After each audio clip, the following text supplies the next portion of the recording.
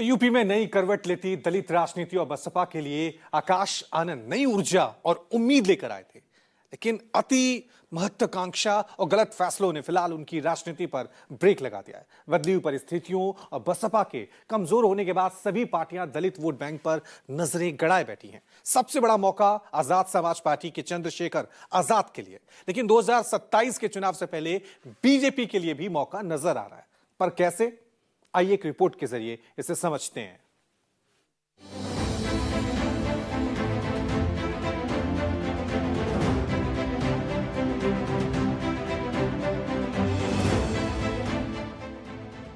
UP में दलित सियासत अपने अगले चरण में नजर आ रही है। मायावती के कमजोर होने के बाद सभी पार्टियां इस वोट बैंक को अपने पाले में करने में जुटी।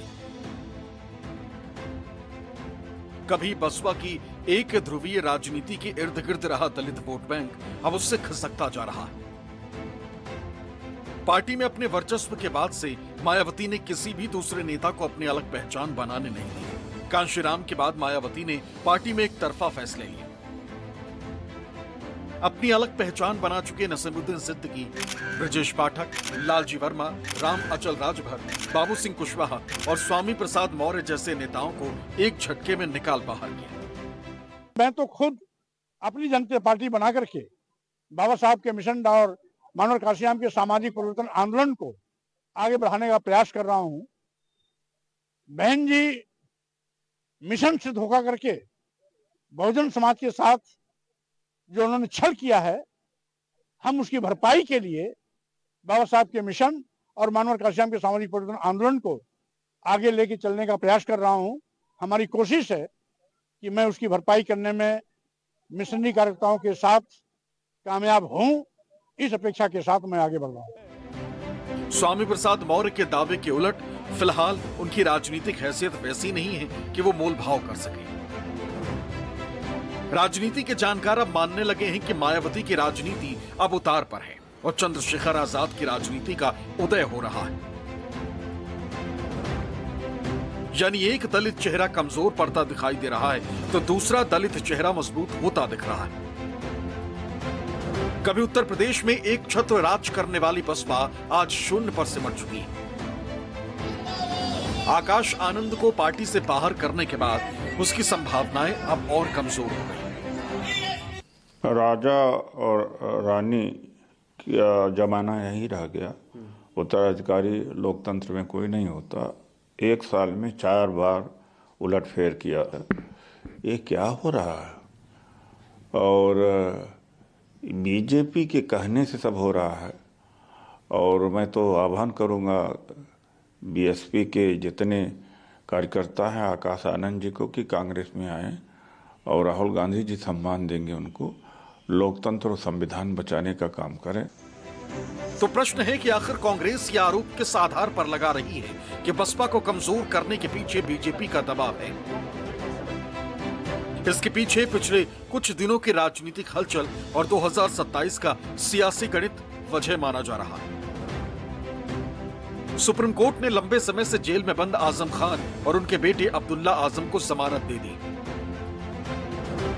अंदर खाने ये खबर है कि आजम खान और यूपी में नया दलित चेहरा चंद्रशेखर आजाद रावण के बीच 2027 चुनाव को लेकर 60 गांठ हो सकती है।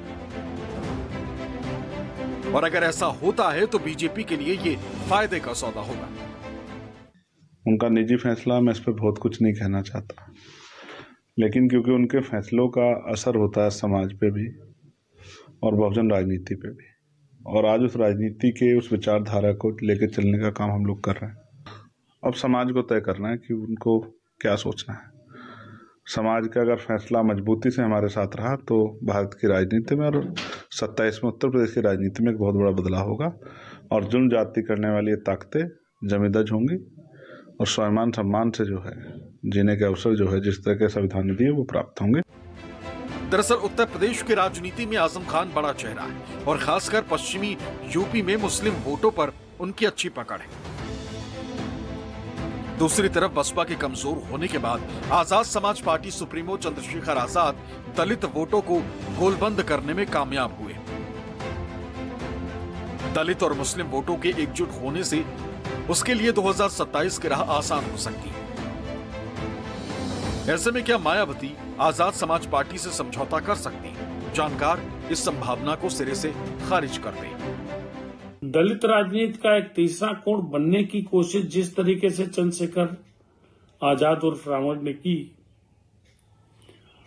तो पहली बात वे मायावती से नहीं मिलेंगे, उनको कोई जरूरत नहीं है। उन्होंने खुद अपनी पहचान बनाई है और आज चुनाव जीत करके लोकसभा में है। दूसरी बात, मायावती इतनी बड़ी गलती शायद कभी नहीं करेंगी। जिन मायावती ने अपना घोषित उत्तराधिकारी पार्टी से निकाल दिया, बड़े बड़े दिग्गजों को निकाल दिया, परिणाम की परवाह नहीं की, वे मायावती आखिर चंद्रशेखर आजाद को किस लिए अपने पास बुलाएंगी या उनसे किस तरीके का समझौता करेंगे और क्यों करेंगी? मायावती जिद्दी राजनीति की एक प्रतीक है। यूपी में 403 विधानसभा की सीट हैं। इनमें से लगभग 1/3 यानी 143 विधानसभा सीटों पर मुस्लिम वोटर प्रभावशाली। 43 सीटों पर ऐसा असर है कि मुस्लिम उम्मीदवार यहां अपने दम पर जीत हासिल कर सकते हैं। इन सीटों पर मुस्लिम विधायक बनते रहे हैं। ओबीसी वर्ग के बाद उत्तर प्रदेश में दूसरी सबसे बड़ी हिस्सेदारी दलित समुदाय की। यूपी में दलित आबादी 22% के करीब है। ये दलित वोट बैंक जाटव और गैर जाटव के बीच बटा हुआ है। 22% कुल दलित समुदाय में सबसे बड़ी संख्या 12% जाटवों की है और 10% गैर जाटव दलित है। उत्तर प्रदेश की सियासत में दलित राजनीति हमेशा से जाटव समुदाय के ही इर्द गिर्द ही सिमटी रही, जिसका प्रतिनिधित्व मायावती करती है।